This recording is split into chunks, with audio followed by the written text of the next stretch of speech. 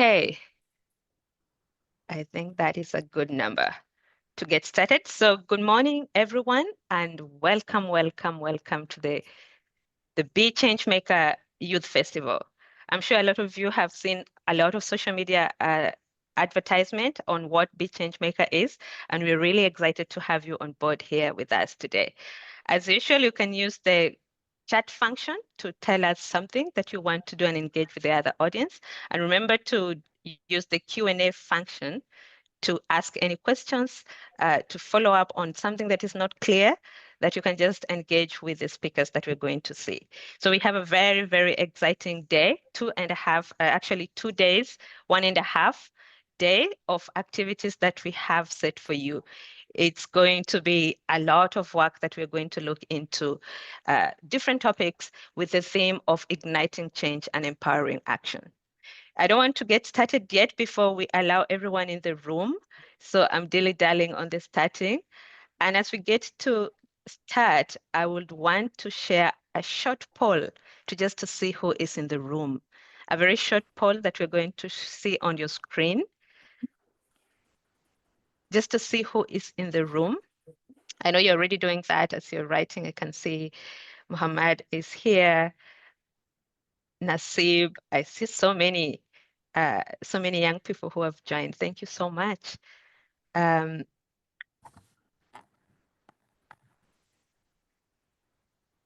So just a moment. So for the poll, I'm just going to launch it now. Are you able to see? If you're able to see, please start responding to the poll. So the first question is, what is your age? So you can just check one of these options and click what is your age group so that we get to see how many, the diversity of the young people plus more than 45-year-olds who are here. Then you can go into the second question and see, tell us where you're from. Africa, there's Arab states, Asia Pacific, Europe, North America, and Latin America. And of course, we understand the time zones might not favor everyone to be here today with us.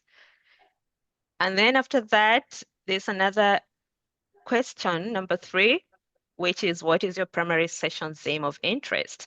As you said, we have an array of very exciting topics, from emerging trends and social entrepreneurship. We have future of work and AI, skill and circular economy, and empowering to lead and mentorship.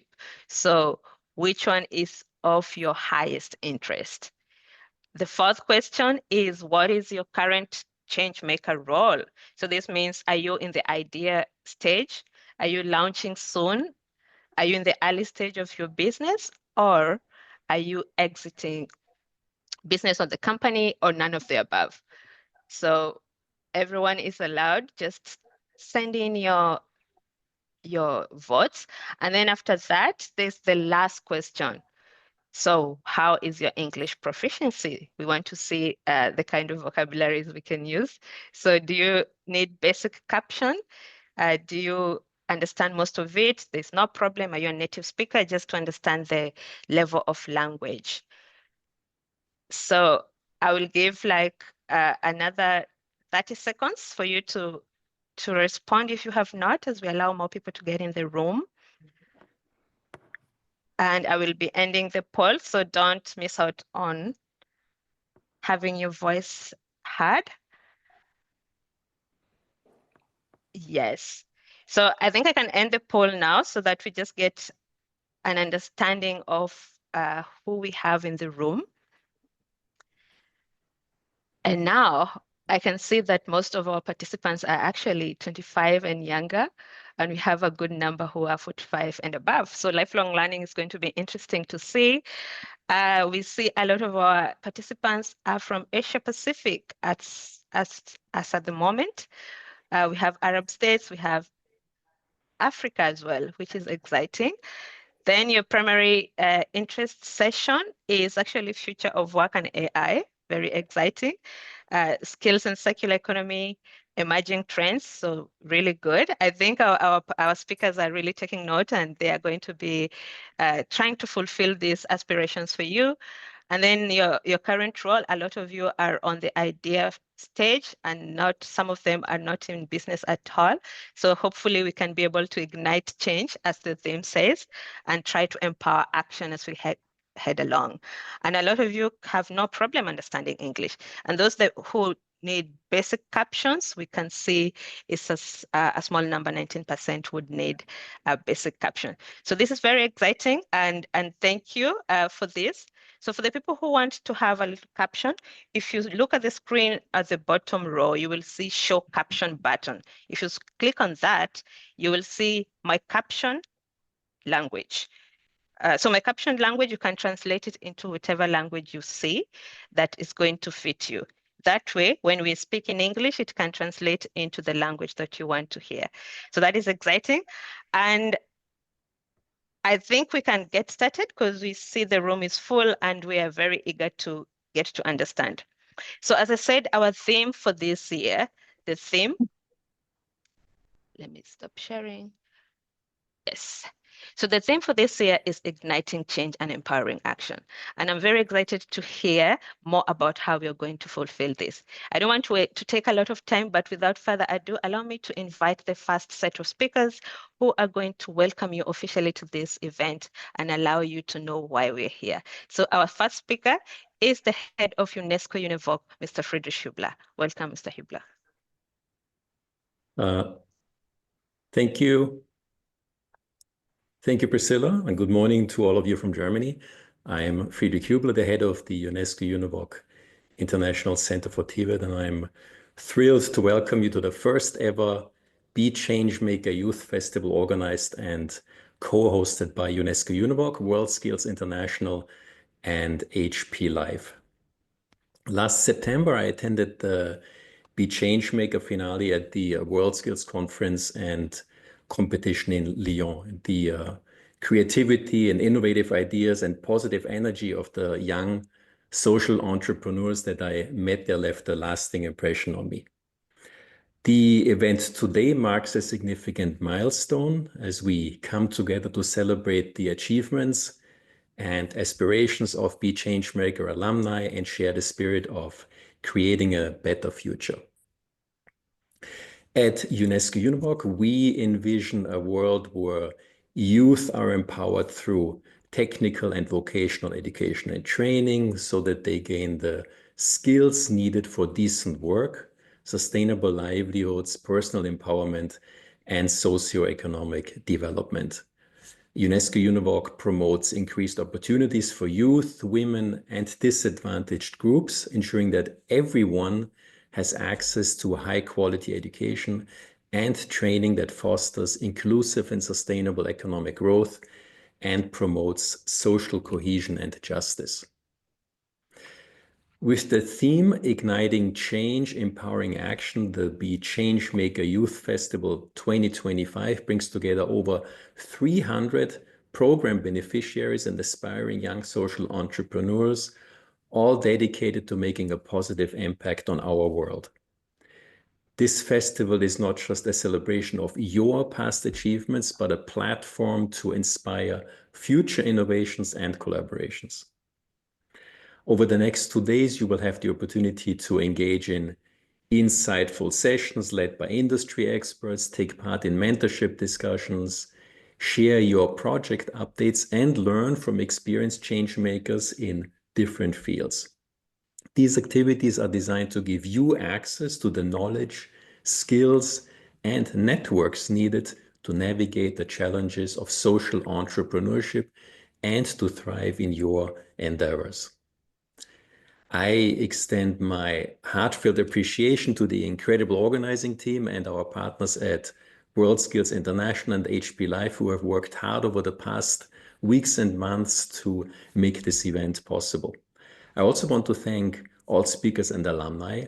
Your experiences and insights will inspire everyone here to think about how they can drive positive change to make our world a better place. I look forward to the inspiring conversations and new collaborations that will emerge from this first ever BeChangeMaker Youth Festival. Stay true to your ideals, embrace innovation, and keep empowering others through your actions. Thank you all for taking part in this transformative event. Thank you. Thank you so much, Friedrich. That was very inspiring. And we're going to hear next part of the organizing committee. So we're going to hear from Ms. Daniele Mason. Ms. Daniele Mason is the Director of Global Communication Sustainable Impact at HP. Welcome, Ms. Daniele. Thank you very much, Priscilla. And I'm really super happy to be here to represent HP and to welcome you to this great festival. So I'm relatively new to BeChangeMaker. I've heard about it for quite some years, but I was very privileged, like Friedrich, to be in Lyon last September and to see it live and join the pitch competition as a judge. And that was a really eye-opening and very inspiring meeting session. So I'm really super happy to be here and to welcome you on behalf of HP. But let me start by telling you why does our partnership with BeChangeMaker is important, and WorldSkills is important to us at HP. As Priscilla said, I'm managing global communications for sustainable impact. Sustainable impact at HP is actually not a buzzword. We've been doing it for 85 years, since the beginning of the company, and we're pretty proud of the impact that we're making globally. But we are continuing to face huge challenges for our planet and our people. And our mission really is twofold.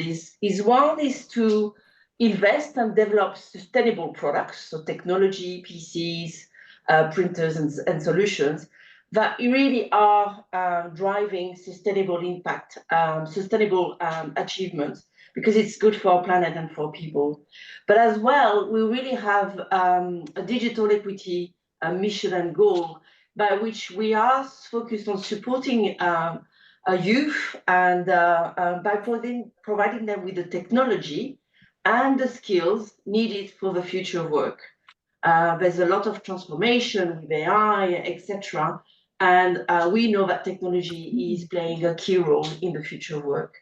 So since 2021, we've actually aligned on a journey to accelerate digital equity by 150 million people by 2030. So we're pretty serious. So why is our partnership and why are we here today? Well, it's super critical to our mission, and we're really proud, a proud partner of BeChangeMaker. We're specifically happy with the new partnership with UNESCO-UNEVOC, and we are now having the official launch of this youth festival. But enough about HP and the organizers. Today it's all about you. Hopefully this festival will bring you the opportunities to connect, to share, to learn, to get inspiration, to know each other. Who knows, by human connections, a lot of crises always come up. So I'm really looking forward to listening to the conversation, see the outcomes. It's very important for us. I wish you all a fantastic, great start of the festival. Can't wait to see and hear the results afterwards. Thank you very much. Over to you, Priscilla.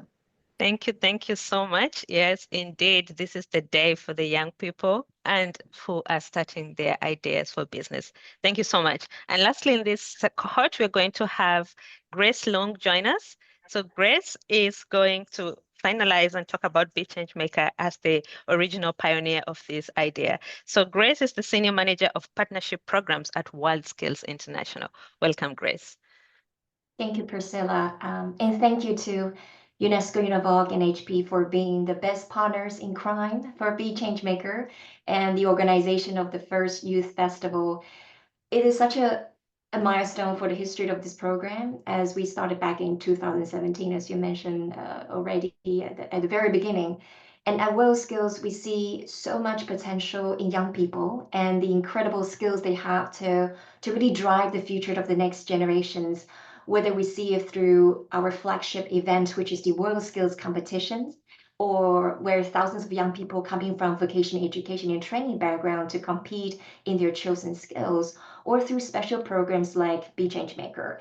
And the reason why we started BeChangeMaker was to empower young people with more tools and resources to best utilize their skills both technical and business, in order to improve our world with the power of skills, which aligns very well with the vision of our organization. And when we talk about mission, it is critical to take a step back and think about our why and stay connected to our why. And it doesn't matter, and I saw the poll, which was very interesting at the beginning, it doesn't matter where you are in your entrepreneurial journey right now, you will need to be very clear about the purpose of what you do. And sometimes this can be very personal. And I've seen this so true for many social entrepreneurs. So if you're still in search of finding your purpose, and I just wanted to share a very good way that I learned to get started.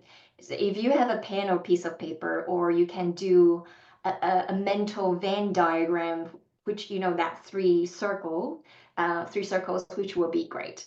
So think about the first circle on the left being what you enjoy doing the most. So this can be business related or hobbies. And the circle on the right is for things that you are good at, either in life or at work. And the final circle on the top is the way in which you want to serve the world.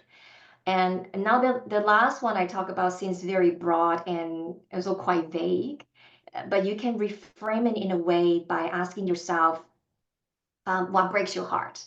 When you look around your community, the situations that you have seen in the world. And one example I can give you is from one of our winners in 2023, Medvax Health from Nigeria. And I think you will hear from them too. They're on the mission to provide quick access to safe medication at affordable prices. And this idea came from a personal sad story of losing one of their schoolmates because she could not get the right medication in time. And also finding out that 70% of drugs circulating in Nigeria are counterfeit. So that was their reason, and that really drove them. But it doesn't always have to be this kind of personal loss, but something that you deeply cared about and is bigger than yourself. And we're just so privileged to be able to be part of a lot of the social entrepreneurs' journey through BeChangeMaker. And now if you can look at how these items from the three circles intersect to create what lies in the middle, which is what you might identify as your purpose. And once you know your why and set out a way to fulfill your purpose, which is your mission, then no matter what happens on your journey as an entrepreneur, and whether it is that annoying self-doubt voice in your head or how other people might not believe in you, and you can always lean back to your why and remind yourself of your purpose. And for me, staying connected to your why is the most compelling way to push yourself towards your goal. So I just want to say thank you to our partners and also the BeChangeMaker alumni for sharing your extraordinary stories. You inspire us, energize us, and I hope all the participants would take away at least one thing from this event that inspires you and help you propel you further. Thank you. Back to you, Priscilla. Thank you so much, Grace, for those inspiring words. I think it's very clear that the why is the starting point of what you need to do. Why does it matter for you to do whatever you want to do? So thank you so much, Grace, for that. And we're going to now officially kickstart these conversations. And our first very interesting conversation is about emerging trends in social change. So you have also seen a lot of activities happening lately, evolution within technology. We are seeing a lot of green and sustainability aspects. And you wonder, how can we really impact social change? How can we start to solve some of the challenges that we see in the communities? And to take us through this session, we're going to have two stellar speakers. Our first speaker is going to be Miss Selyna, who is going to share a little bit about her work in the foundation. So Miss Selyna Paisley is the director at Sely Foundation and the co-creator of the Bleed Good movement. So Miss Selyna has accolades and has actually been in this business for a while.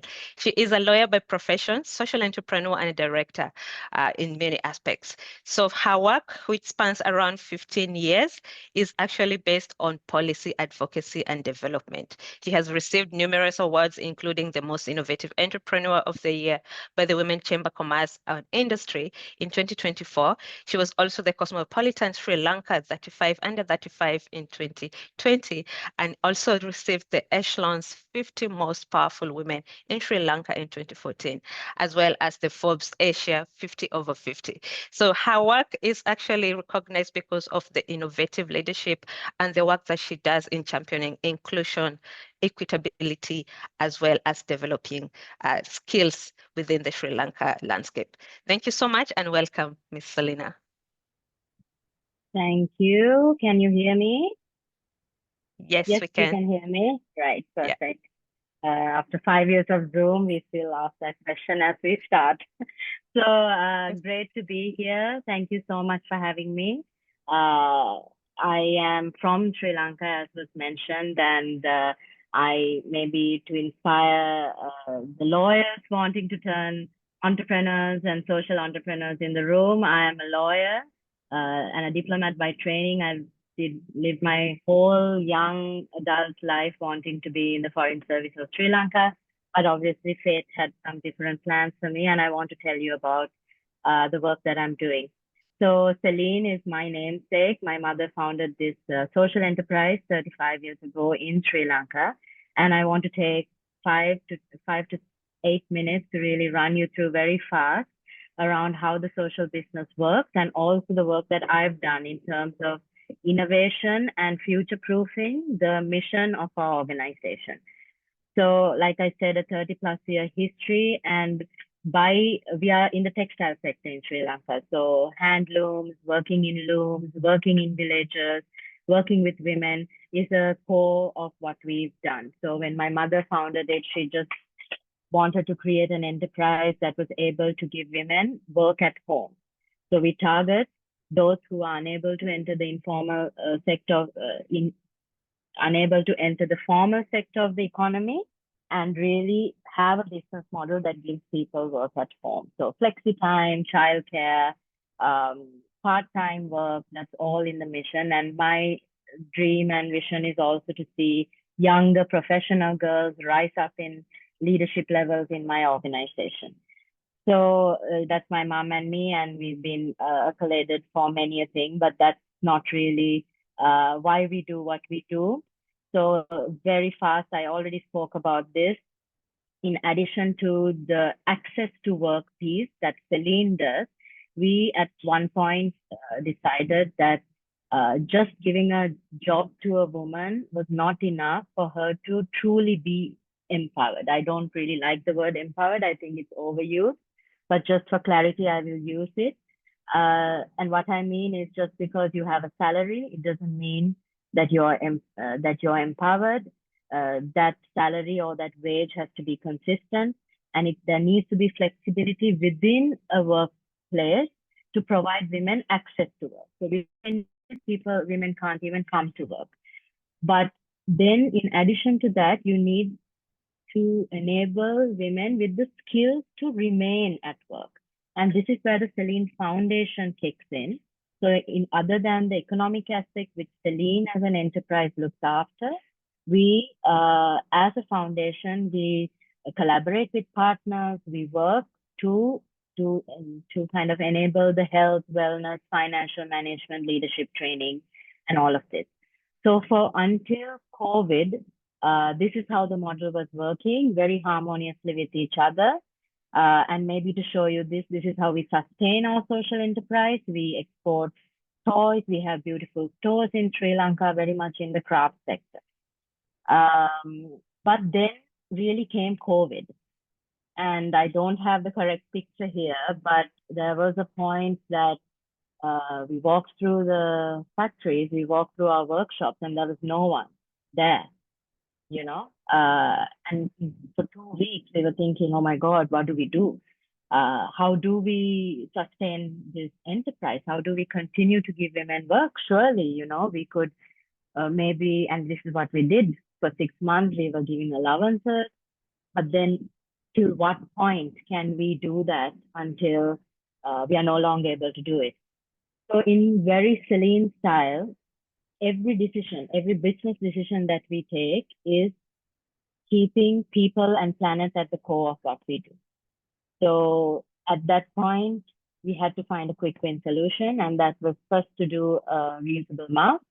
We manufactured and so exported about 400,000 masks within 4 to 5 months, which enabled us to get our cash flows going and really keep our community intact. But I also knew with my management team and my chairman, my mother, that we couldn't depend on the mask. Obviously, it was done in like 6 months, right? Standards kicked in and we could no longer do it. And I'll talk about this a little bit later. But we really looked into creating another product, a reusable pad, which I believe is going to future-proof the impact that we are making. So I think the point here, being a social enterprise, is while you keep your heart at core, that is people and planet and core, you have to trade off. You have to be creative around product, process, and profit in order to keep people at core. And there are trade-offs. There is a point that you will have to create products that is not the most premium, beautiful product, but it gives consistent work. You will have to create a process which is not the most efficient process if you talk to the Toyotas of the world. But you have to do this because that's why you go out of your way to ensure that women have work. And you have to sometimes take a hit in your bottom lines and margins because it's the right thing to do. I personally believe that this is the business model for the development sector and government sector and the private sector as we go into the future with all the problems that we're having right now. So just to showcase 2 innovations that we've done. So during this 2020 to 2024 period, I wanted to see how we can take craft. The first thing that we were doing was craft, obviously. So how can we take craft to another level? And Sri Lanka's craft cannot compete with India and Bangladesh and all our neighbors. So we thought, how can we take our fair trade supply chain, which is audited and certified? How do we take and use blockchain technology for full transparency? How can we differentiate our value proposition in this way? I mean, this project took off. We were one of the first textile companies in the world to have end-to-end transparency of our supply chain. This banana bag was where we piloted it.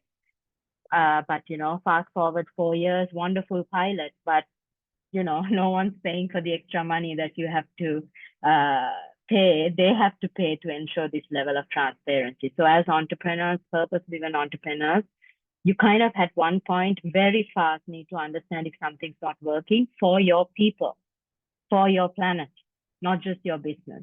Even though it's your idea and you're driven by passion, if it's not going to serve the core, you need to make those decisions fast. And I was told once that you need to be even more shrewd as a business person, business-oriented person, if you want to run a social business, because it's not just about you. It's not just about profit. It's about people and planet. And the last thing I want to say, and I think this is where Selyna's innovation journey in the last 4 years has won. So we started during crisis this the production of pads, reusable pads after the mask, just to give people work. And because there was a huge issue of period poverty during that time because costs were soaring. So we did through the foundation Bleed Good initiative, which was looking to donate, have the education component, have the health screenings, have the environmental education, and kind of bring together a holistic solution to end period poverty. It was a donor-driven kind of feel-good passion project. But what has happened like right now, and that's the product launch I'm having today. So sorry, Priscilla, that I was going all over the place before this session. But today, we are so proud to be able to launch FemCare as a separate social enterprise that will take my mother's vision during COVID, that she believed that no woman should be left without a product, without the education. And then through the foundation, we were donating and, kind of making ourselves feel good and create this kind of short-term solution. But FemCare is really here to create that sustainable long-term solution where with the production of reusable products, with not just pads, also menstrual cups, we will keep donating from top line back into the foundation.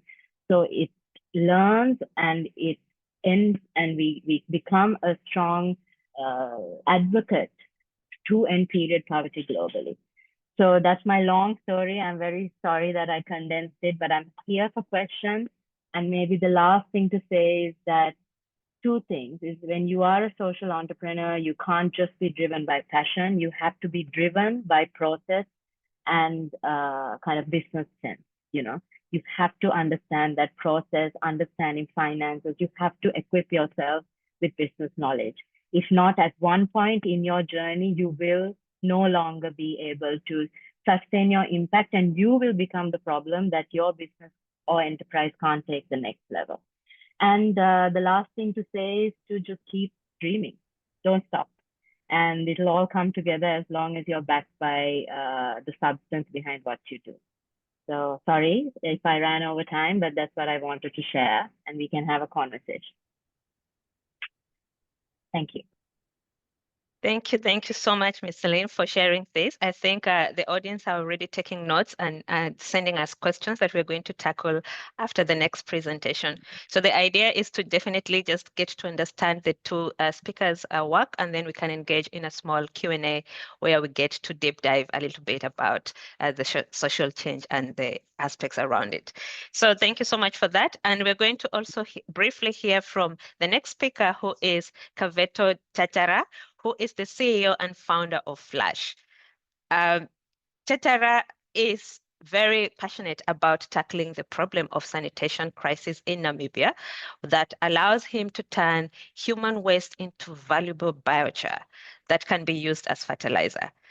Kaveto is always challenging the status quo of looking at alternative technologies in sanitation sector and suitable alternatives for building more resilient communities. He's also been very lucky and has actually been recognized in this work that he does passionately by other aspects like the Impact Startup by Seed Spots, Impact Accelerator. He also was recognized and was granted the prestigious Mandela Washington Fellowship for Young African Leader. Over to you and welcome. Thank you so much, Priscilla, for that introduction. And I'm super excited to be here and to share some of the lessons and experiences that we've had through our journey at Flushh in Namibia. So my name is Tjatjara. I am an Echoing Green Fellow at 2018 Mandela Washington Fellow, and also the CEO and founder of Flushh. So Flushh is a social enterprise that is really on a mission to provide environmentally friendly sanitation for rural families in Africa and make living conditions healthier. So my aim for today is to share what are some of the trends and problems that we have seen in our community. How have we gone about solving that problem? And hopefully you can take these lessons and use that to transform lives in your community. So a bit about me. I was born in one of the poorest regions in Namibia, and I lived in a woman-led household. And every day I would watch my grandmother spend 40 minutes walking to go and fetch water. See, globally, 2.4 billion people live in countries that are experiencing extreme water scarcity. Currently, this is a problem that is getting worse and worse due to climate change. And climate change, sadly, is a problem that's also disproportionately affecting women and children. So, if those of you who have never been to Namibia, I will share an interesting fact. The oldest desert in the world is in Namibia. And currently, we live in a world where if there's no water, there's no proper sanitation. And for developing nations like Namibia, where we're experiencing extreme droughts and water scarcity, it makes it extremely difficult to build water sewer systems, for sanitations to work. And when we take a closer look at the sanitation problem in Namibia and the social problems that it's causing, you will see that 1.5 million Namibian people use the bush as a toilet. This is a problem. That's almost half the population that is going out there and using the bush as a toilet. Open defecation also spreads, diseases and causes environmental pollution. In 2019, there was a huge hepatitis E outbreak in the informal settlements in Namibia. And this is a direct consequence of people not having toilet facilities. See, I'm a father to two young children who are both under the age of 5. And every time I read a stat that says diarrhea, which is also a direct consequence of poor sanitation, is the leading cause of children's deaths under the age of 5. And for me, that really breaks my heart. So my team and I spent like one day interviewing 100 people in our community, where we spent time under the trees, learning and understanding that the problem that people like my grandmother and people in my community were experiencing. We listened to them, understanding the problem. And I'm happy to share what my team and I have been working incredibly hard over the last 7 years to build. See, at Flushh, my team and I have built an innovative waterless toilet that is made from locally sourced and recycled materials, making it lightweight and portable so that it can work in remote and rocky areas. You see, when we look at the problem that we were trying to solve, we had to think, okay, if we're building a solution to tackle water scarcity, our toilets have to be waterless. So that means that they can work in countries like Namibia experiencing extreme water scarcity. And furthermore, when we were talking to the people in my community, people like my grandmother, we learned that during the apartheid regime, they were forced to live in these rocky and remote areas where there was no sewer systems. So we had to learn that one day, if they get out of poverty, or one day, if they move to their ancestral land, they would want to take their toilet with them, which is an asset. So one of our key value propositions is that the solution has to be portable so that people can move with it. And finally, we look at who is most affected by this problem. It is people that are poor, people at the base of the socioeconomic pyramid. So we have to make sure that our solution was affordable. And I'm happy to share that my team and I have been doing that. So now I also want to share what are some of those key activities that we've been doing. And I'm happy that Grace is also here from WorldSkills, because one of our team members is a local artisan who also took part in the WorldSkills competition. So these are people from the community with the lived experience and the skills who have come up with, using the skills to solve their own problems. So quickly to run through how we work at Flushh. Our key activities, firstly, we hire local artisans from the community who have the lived experience to solve their own problem. Namibia has a huge youth unemployment problem. So this solution is also creating jobs, local jobs for the people in the community. Secondly, we have highly trained sanitation workers who service the problems. Remember when I said who is most affected by these problems? It is women and children. So our sanitation workers, we hire women from the community who are leading their households to also work and solve this problem for them. Thirdly, on a regular and timely basis, we go and safely collect the toilet waste, transport it to our facility, wherefore we're finally transforming the toilet waste into a toilet resource like organic fertilizer or biochar. So it's a completely circular economy model. And this organic fertilizer can be sold back to smallholder farmers in the region. So it's truly incredible, and I'm proud about this impact that we're making. One fun fact about biochar as well is biochar is a good way to also capture carbon from the atmosphere, and it can be stored in the ground for almost 100 years. So this is a good solution to tackle climate change. Climate change, whether you're in the global north or the global south, is disrupting our way of lives. Listen to the people in your community, in your town, see how they are being affected, and try to come up with a way to really transform those lives.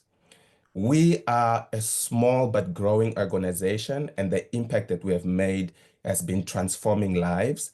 And this is for me, who has experienced this problem. We didn't want to wait 20, 30 years for someone from the US or from Germany to come to Namibia and solve our problem. You have the skills. Trust your local expertise and your lived experience to solve the problems for people that look like you. Thank you. Fantastic. Thank you. Thank you so much for that. And congratulations for creating solutions for the local needs of Namibia. Thank you so much. So we're just going to segue quickly into a Q&A session, which we're going to feature the two speakers. So we just want to really have a deep dive on this conversation. And I think to get us started, I think we can spotlight both speakers and try to look at the Q&A. I'm welcoming any questions that you may have. This is your session, and remember that we want to engage you as much as possible. So thank you so much to Selyna and Kaveto for this inspiring work that you're already doing. And I think it makes sense why you are changing lives in your communities and why young people should emulate and also get inspired by the work that you're doing.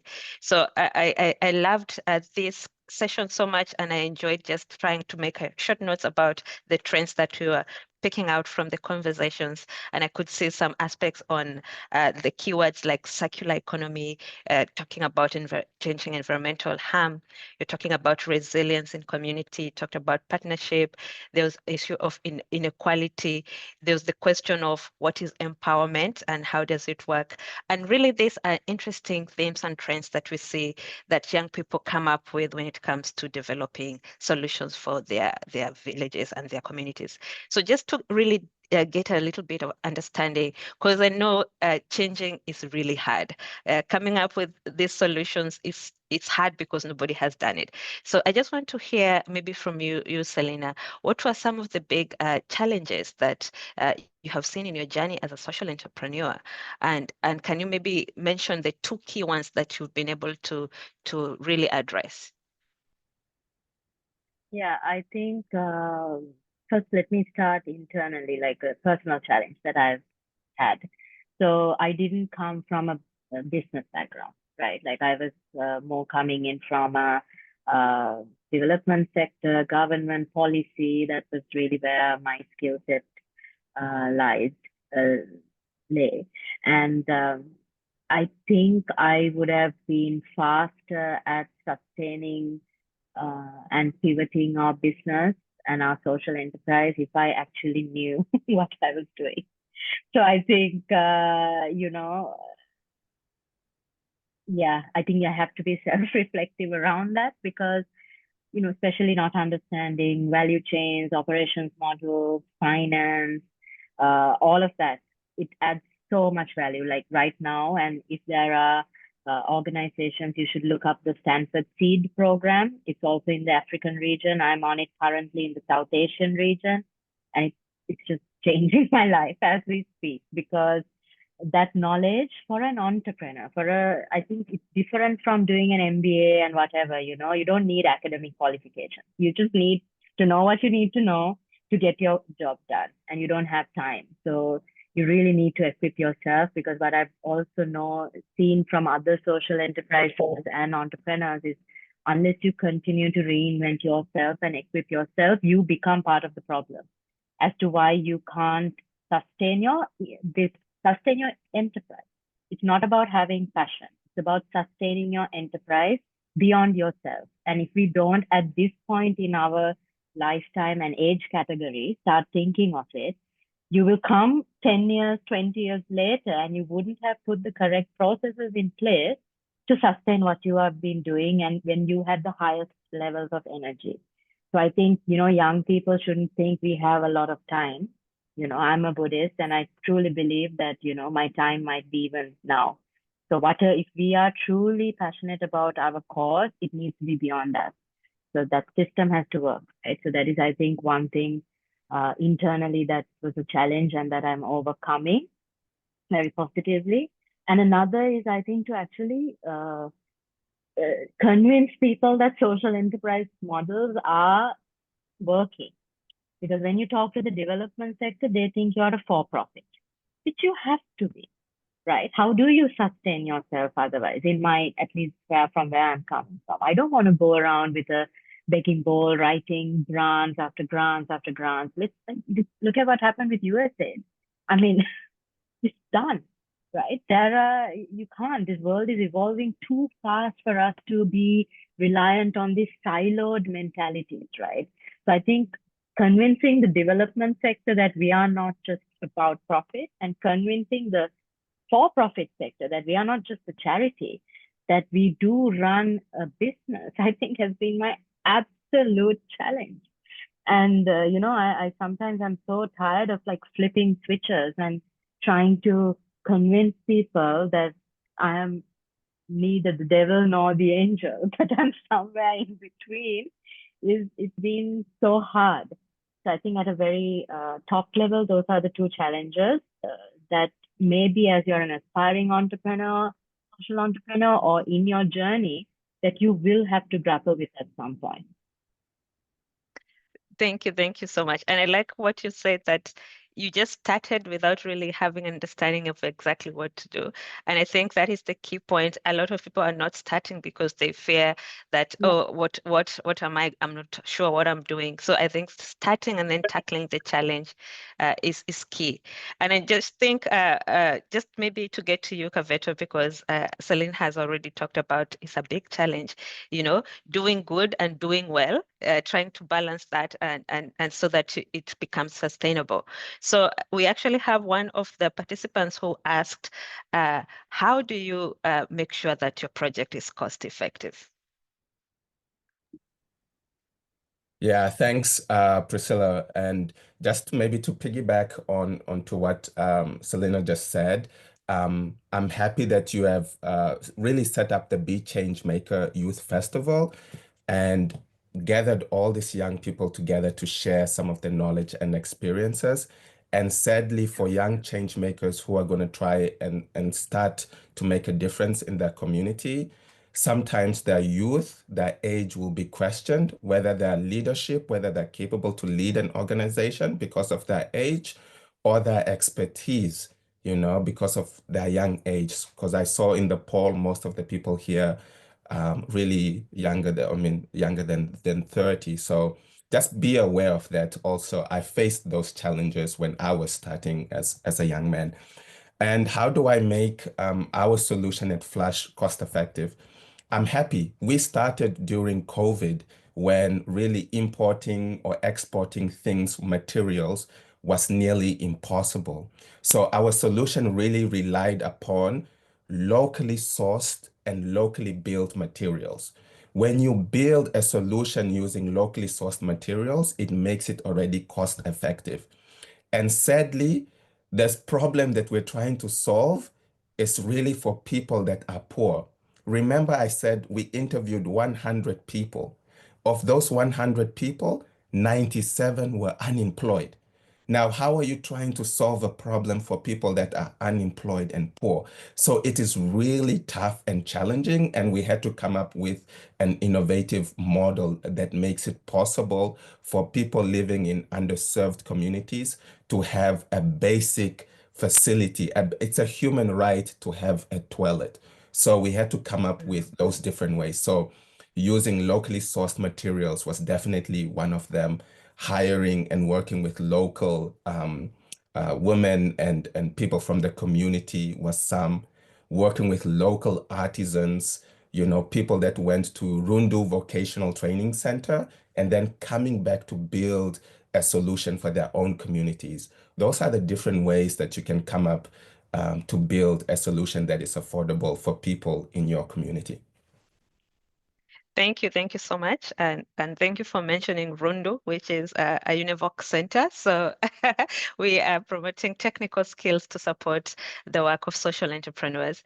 And maybe back to you, Selyna. We still have one more question for H. Back to you, Selyna. And you spoke about this aspect of how hard it is to really try to make profit. And I want to understand in terms of partnerships that you're able to make, because you spoke about the Bleed Good movement as a collaboration of partnerships that have allowed you to have an impact. So how were you able to make these partnerships, and how effective is it? Yeah, so a very good question, because I think this is where I also said, like, what started as a passion project during COVID, I could have easily kind of stopped in just a non-profit manner. You know, it feels good. People want to fund menstrual hygiene, even if USA does close down, you know, but finally, being a social enterprise, that would have been the wrong thing to do. So this is where we looked at the Bleed Good movement as we are looking at the Bleed Good movement with the foundation as a space for learning, education, awareness, activity, donation. But actually it is FemCare that is just being set up to sustain it. So I hope that nuance is clear, because Selyna manufactures. We have the supply chain to manufacture. But the foundation can donate, learn, do the education awareness component, which is necessary when you're in the menstrual hygiene SRHR space. You can't just make products. I mean, if you're just another pad manufacturer, then, you know, that's really not what a social entrepreneur should be doing, right? And also we shouldn't be kind of superficially donating pads. You don't need that. What you need is that kind of cyclical model where social enterprises, now FemCare is being set up to really market, sell, enter into those trade relationships, and then, but at top line, donate back to foundation. Because when I mean by top line, what I mean is a lot of companies and organizations do CSR around this. But if you're a social enterprise, you can't do CSR, right? CSR by definition is profit, giving back with the profit you make. But no, you have to give back at the core of what you do. So it is embedded into the cost of the product. It is by turnover, you know. So these are interesting models that have to be explored. And I think to sum up what I'm saying, Selyna started as a 35-year-old social enterprise in the textile craft. And for me, it has been my privilege and also now my responsibility to use the same thinking around social business to expand on the ecosystem that will really kind of drive us towards sustainability. Because finally, what happens to my women? It's happening right now. 60% of my export market is gone. Europe is in crisis. US is in absolute crisis, right? What am I going to tell my women? Sorry, I don't have jobs. What am I going to say? Right? So this is the way you sustain. And this is what my first point was like, if you have your intention at your heart, then you just have to be creative around it. That's it. But you can never at a point say, okay, now I don't have profit, so I'm going to start making disposable pads because access to period poverty is an issue. You know, it's the nuances of thinking like a social entrepreneur. And I think if you have your heart in place and the skill set, you just go for it. And I think Kaveto will tell you the exact same thing. Thank you so much for that. And I was just thinking about, oh, there's so much that we can unpack from just that discussion that you said. But of course, we don't have a lot of time. So back to you, Kaveto, maybe the last question.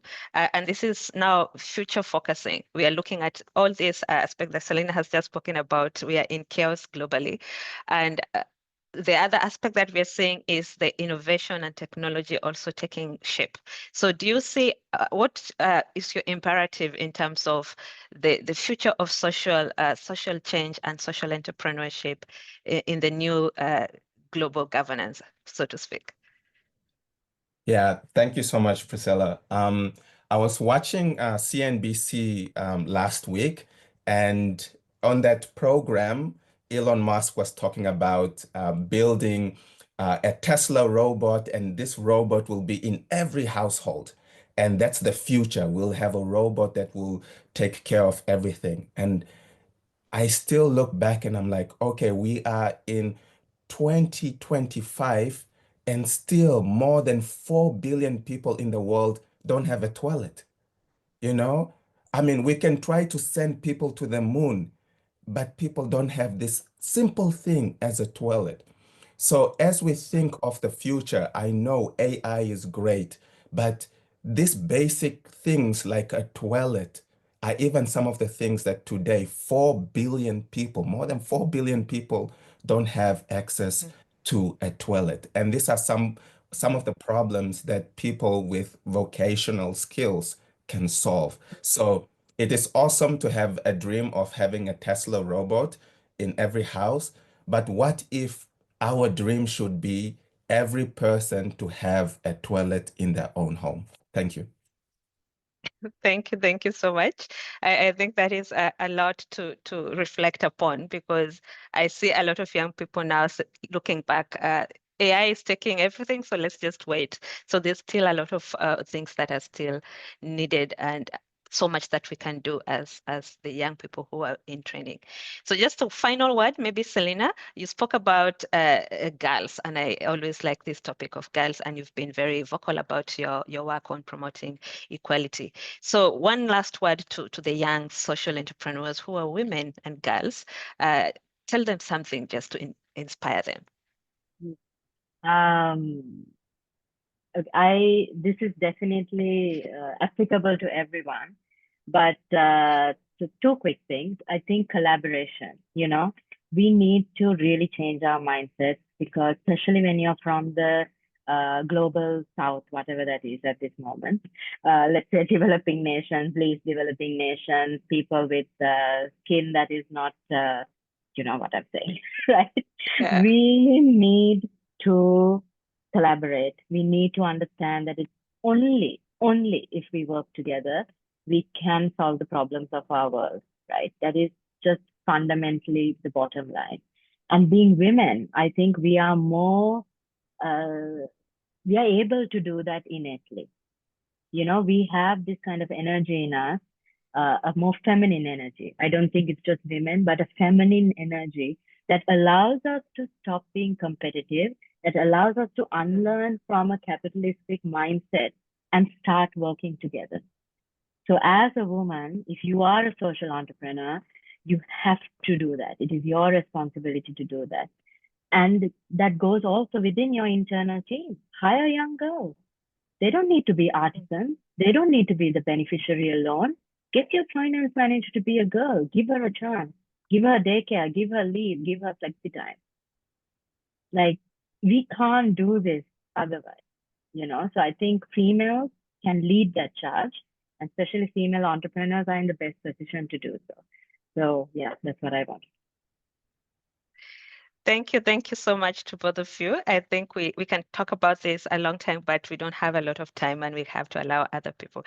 So for those people who are still sending your questions, I think Selyna and Kaveto can still access the Q&A, and they might be able to answer some of these questions directly to the questions that you asked. So this is very interesting, and it was very insightful.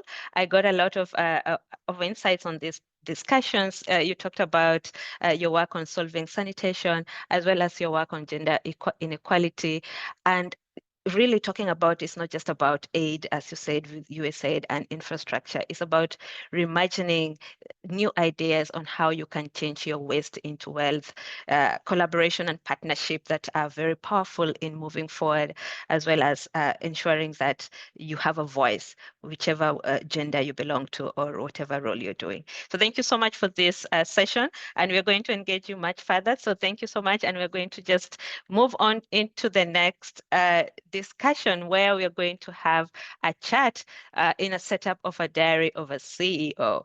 So I'm sure you have seen a lot of this conversation, diary of a CEO, and I'm very pleased to have one of the CEOs here with us today, who is going to take us through their journeys and really allow us to understand what they do.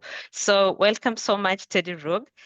Teddy Ruge is the CEO and the founder of the Raintree Farms Limited that is located in Uganda.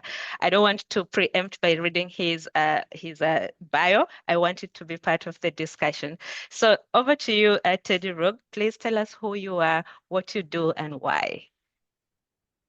Thank you, Priscilla, for the invitation. I first want to highlight the amazing work the previous presenters, Kaveto and Selyna, presented. It's amazing. I was actually just checking out your websites. That is amazing. Great work. I even shared with some of my other social entrepreneurs I have in my network, especially the work around women, and I chuckled a little bit at Selyna being tired of the word empowered. I like to use the word enrich. With that, my name is Teddy Ruge. I am the founder of Raintree Farms Limited here in Masindi, Uganda, which is about 3 hours from the capital of Uganda, Kampala. We focus on, we are an agribusiness based here, and we process organically certified botanicals with nutrient-rich foods and natural skincare ingredients. Our focus is on the value addition process and manufacturing of moringa goods.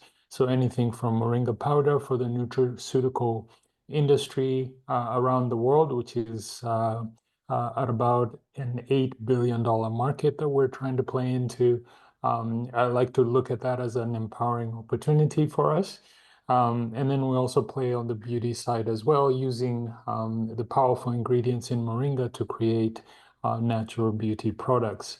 I'm also the co-founder of startup incubator called Hive Collab, where we incubate and accelerate startup companies here in Uganda.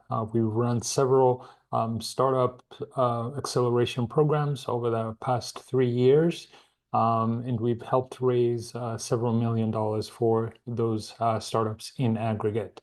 Very passionate about creating a locally driven development here in Uganda. Previously, I was a development blogger. I was known as an educated, angry African through many of my rants. And then that helped me as a background switch to social entrepreneurship because I believe that we can use trade and value-added manufacturing as a process, as a way to actually develop. We have to create jobs, meaningful jobs, well-paying jobs, before we can actually see any development. So I stopped being part of the pointing and saying we can do better, and switching to the long-term process of being an example, of saying we can do better, but also not expecting it to be an overnight success, knowing that it's a long-term journey that we actually have to commit to on a daily basis. Fantastic. So I was actually watching your interview on CNN, which I was very impressed by. And I really want for the audience who are meeting you for the first time to really understand. So what was the pressing challenge that you saw in this space that you're currently occupying? And what have you been able to achieve in terms of working with the local farmers and the communities around Uganda? Thank you. So the key thing that I saw in the community is we have, especially for Uganda, and I'll speak in context of Uganda because I think that translates well across the continent. We have a country that is about 15%, no, 50% under 15, so very young. But at the same time, 70% of those working adults who are in the workforce are in agriculture, and the majority of that, about 68% of that, is subsistence agriculture, meaning most of the agriculture activity is low value sustainability farming, where you're using family labor just to, excuse me, just to grow your own food, and very little of it actually gets into the market sector. So I came up with the idea in actually looking at how do we aggregate all of this labor into something more valuable. And I've spent the last 10 years kind of experimenting on different ways in engaging with farmers and really creating value out of that system. In that process, I created a subscription farming model, which aggregates farmers by paying them on a monthly basis, and which allows them to have working capital to employ people to work in their fields, or they can keep their money and work themselves in the fields. So what that money does is create and give them options. When you don't have money, you don't have a lot of options, but when you can have a little bit of money, your options become a little bit more clearer. So with that subscription farming, what we allowed them to do is to basically say, okay, we can peg your subscription payment on the amount we expect to yield from your field every year. So we take that in aggregate and then divide that into 12 equal monthly payments, except instead of waiting for every 3, 4, or 6 months, depending on the crop that they're growing, to get money, this way they can break that up into 12 monthly payments. Of course, that comes with its own challenges, and you have to go through the process of making adjustments, pivoting, etc. But so far, it's proven that the model can work if you get the right pairing of the right crop, the right market, and the right scale in order to actually get the system to work, because the best way for it to be sustainable is, at the end of it, you need to make sure you have a product that you can actually sell into the market or export in order to bring that money back, so that that entire process is self-sustaining and profitable. That is the only way that actually ends up working. I wrote a paper about our experience over the last 5, 7 years. And a farmers group in Ethiopia picked it up, and they're testing it on 500 farmers who are growing turmeric, which is an excellent product to test this model on. And if it actually works, I'd like to see it replicated across the continent, because we have a lot of farmers who are not necessarily tied into the global supply chain. And this is a good way to actually sustainably engage them on that. Fantastic. So I think your story is one of the big successful stories that we all look at and think, wow, I wish I could get to that point. So I'm speaking for young people who are watching today, and as you know, there's an article that says that Africa has too many small businesses, and we really need to start scaling it up to get to the point maybe where you are able to cross this line, the invisible line of scaling. So just maybe to take us back, like how did you move from being a small, maybe SME level, to scaling it up? And what can young people who are starting out on ideas, looking at their local raw materials, that they can actually start creating something, and how do they scale? Yeah, that's a great question. So I also went through a pivotal moment in my growth as a CEO, in realizing that I was so enamored with this mission of doing good, of driving impact in my community. I forgot that the best way to actually do that is to actually do good first, right? Do good first, so that you are able to better do well first. Sorry, I got that backwards. Do well first, and then do good, because otherwise, mixing the two, you will never scale, because those problems are always going to be there, and you're never going to have enough resources to actually address those problems. I think that pivotal moment, that it also reminded me of, since these are young people, I hope they know who Jay-Z is. One of his famous quotes was, "I can't help the poor if I'm one of them." So if your company is always struggling, you're always going to have an issue, or you're always going to be unable to actually deliver the impact, because you yourself are still trying to survive. And I like Selyna's point around this when, she was talking about, not necessarily, constantly looking for, um, grant funding to actually be able to build her business. Look for business ideas that are going to generate revenue as much as possible. Try to get big as quickly as possible so that you're able to now work your way backwards with resources to actually now deliver impact into your community. You have to have a sustainable way to run your operation, and it has to be market, pegged to the market, provide the market what it's looking for. And that will pay you back so that you're able to deliver this kind of impact. I wish I would have, gotten my way out. You learn these lessons when you learn them. But I hope, due to my experience, others can actually skip that. So I've been very vocal about saying is like, look, focus on being profitable first before you can actually now deliver impact.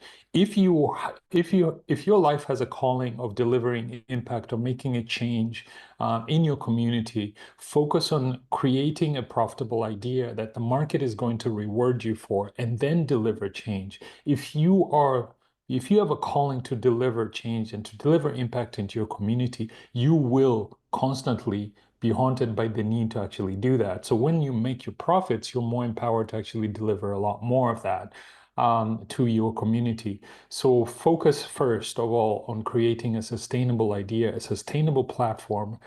Fill your cup so that you're able to pour into others. Yeah, absolutely. I like that when you say that you should first of all focus on creating something. And I think this is now where the problem is for a lot of young people. We have this kind of question, what exactly, how do I impact the society?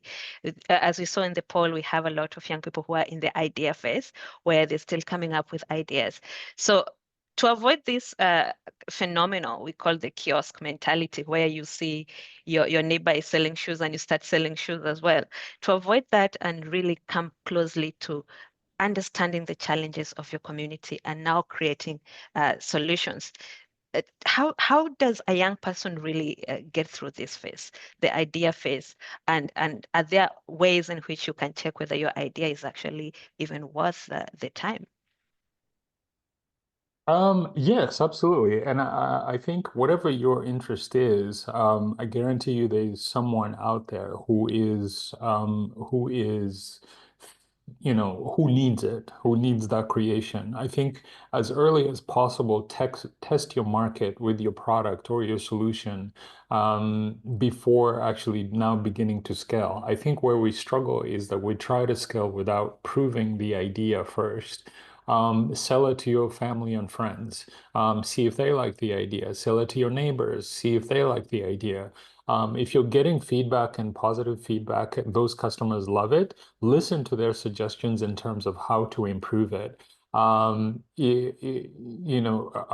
think your customers are going to be your first investors, and listening to your investors is always a good thing, especially if they're making sure that you have the recurring revenue to keep the lights on the next day. So if you ignore them, and you don't, take changes, etc. I think one of the challenges we have with young people here in Uganda, and I see that a lot, is that we don't like to listen to feedback. We think that we're always correct, and customer support isn't an important factor in growing your business. In fact, it's probably the most important factor in growing your business and your impact is the ability to listen to the criticism, the ability to act on that criticism, and also to seek it. Sometimes I think we get into this rut where we think, our idea is great. We don't need any feedback. Whoever is saying negative things is just a hater.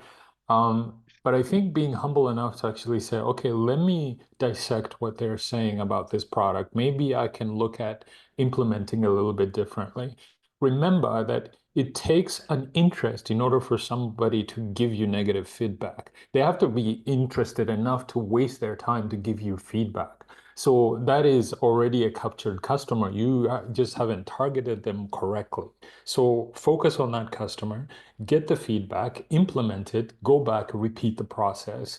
Always be willing to listen to that criticism because it's going to make your product much better, because those are your customers who are giving you feedback. And sometimes feedback is much better than actual financing, because you can blow through a bunch of money without actually understanding why. And you waste a lot of lead time because you didn't talk to your customers, you didn't talk to your market, you didn't talk to your neighbors, you didn't test the product. So spend a little bit of time testing to make sure that your product works, your customers love it, and then from there excel. But the most important thing I think you can do at that stage is talk and listen to your customers. Mm. Fantastic. I think the customers have the telltale sign on whether to go ahead or not. So thank you so much for that.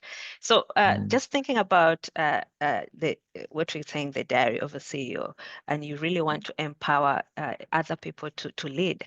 So maybe you can tell us a bit of what was one of those pivotal moments in your leadership journey that have at least shaped the kind of approach that you take in leadership so far.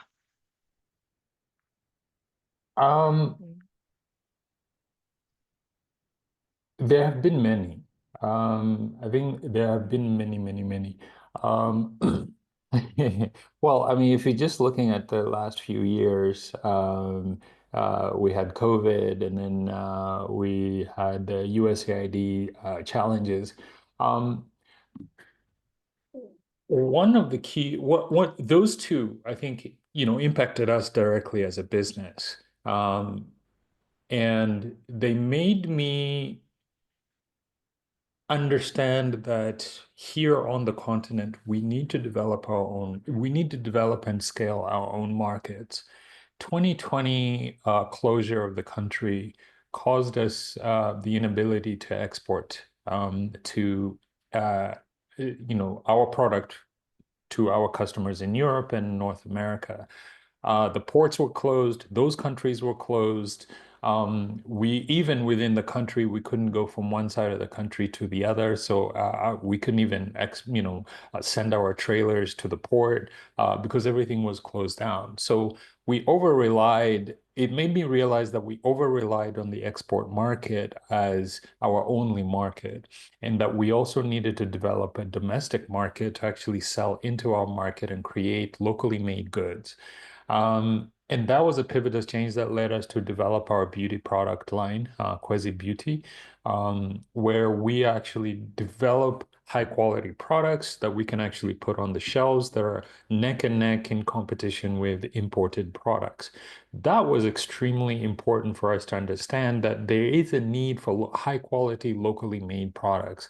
And in actually in the journey of creating those products, it helped me learn that there's an opportunity on this continent. We have a customer base that we can actually build up.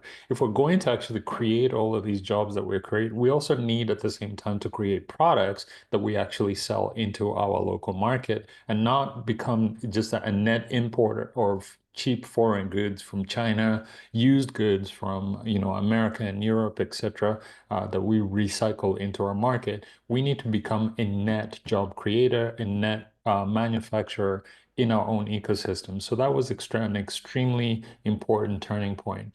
The second one, obviously, was the loss of USAID funding for our supply chain.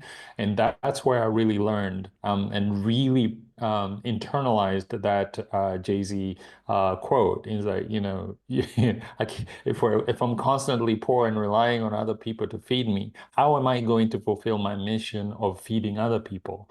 So now our new mission is looking at how can we be more sustainable, more profitable, so that we can deliver more impact. So my mission going forward as CEO is to get to the kind of scale that where we're going to be insulated from a lot of these shocks, and also really rely on our internal revenues, a diversified product structure, a diversified customer base in order for us to be sustainable well into the future. Yeah, I think the USAID, if effect on businesses, and even for us in our development work was very instrumental in making new decisions and making a lot of people to start thinking what are the other ways to really increase your supply chain. So I'm very interested to learn, maybe just taking from there, because these are uncertain times. There's always chances that am I even supposed to be doing this? This is now becoming too hard. How do you stay motivated in these times so that you make sure that you make confident decisions, maybe hard decisions, sometimes letting people go, but how do you balance all that?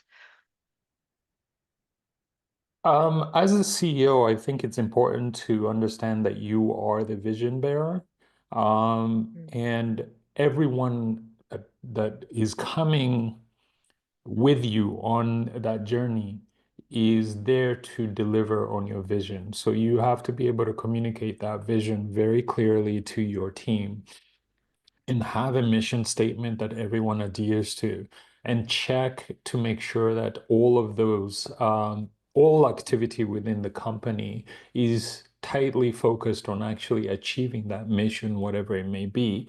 I have a grandiose vision, but I think it's actually really achievable. I want to be the biggest moringa exporter on the continent. So all of my activities and my team's activities have to be focused on how we step by step every day advancing towards that mission of becoming the largest exporter on the continent. Can we actually deliver on that mission on every single day? If we're not, then we're off of that. I think I'm a little bit the advice I think I would give to young people right now, I know you're young, I know there are a lot of opportunities, but pivot quickly. But if you have a mission that you're fully in love with and something that you understand, this is my life's calling, you have to stick to it, because you're going to probably have more, you're going to have more what would I say, bad days than you're going to have good days. I think it's important, especially, and this message goes out to those entrepreneurs here on the continent. You're probably going to go through a lot more struggle before you get to the finish line than you are going to enjoy good days. But I think the message is that you need to stay motivated. You need to have a concrete vision that you align all of your activities towards, by understanding that, yes, I'm going to go through challenges. The tax office is going to come today, close down my shop. But, after I resolve that, it's not that I quit, I reopen and try again. Climate change is going to come and, it's going to wipe up your operations, etc. You're going to run out of funding, your team members leave, people steal, your factory burned down. I have heard all of these challenges from people. But it's always empowering to see people who are truly focused on achieving a vision, when you see them really managing their way through a lot of difficult challenges to actually stay focused and still going year after year to actually go and achieve that. The only way to lose is to actually quit on your vision. If you continue working on it diligently and every day, you're eventually going to run out of problems to deal with. And the only option that is remaining is success. So tackle your problems on a daily basis and keep focused on your mission to actually get there. There. Fantastic. And you, as an employer, of course, you have hired many young people to work with your companies. What do you see as the big gaps in terms of skill? And maybe would you have any advice on young people who want to develop certain skills that are what you would consider more important to look into? Mm-hmm. I think it's good that we're actually having this conversation during kind of a vocationally focused and skills development discourse. Because I think a lot of that happens outside our traditional education system. I think our education system is kind of built, and now I'm talking, in my local context of Uganda, our education system is kind of like memorize and regurgitate kind of thing. It's like you don't do anything, you don't explore, you just listen to what the figurehead at the front of the classroom is telling you, memorize, and then repeat it on a test forward. You fail to experiment, you fail to explore on your own and find different answers to different solutions. We live in the information age right now. I think there's a limitation even to our education system. And for our entrepreneurs who are looking to actually be great at something, you have to not stop at the formal education you have received. Treat the formal education as the basic steps of actually knowledge about anything. Come out of that understanding that you don't know anything about the real world, and then set yourself towards um, learning everything that you actually can. And that requires experimentation, that requires accepting that failure is part of the process, or of you trying. And, every time you fail, you pick up skills. You know what not to do again. You pick up skills that you can actually put towards, maybe another successful venture, going forward. I think that's one of the challenges we have in young entrepreneurs is that failure to be curious, that failure to experiment. We fail to experiment because we are afraid of failure.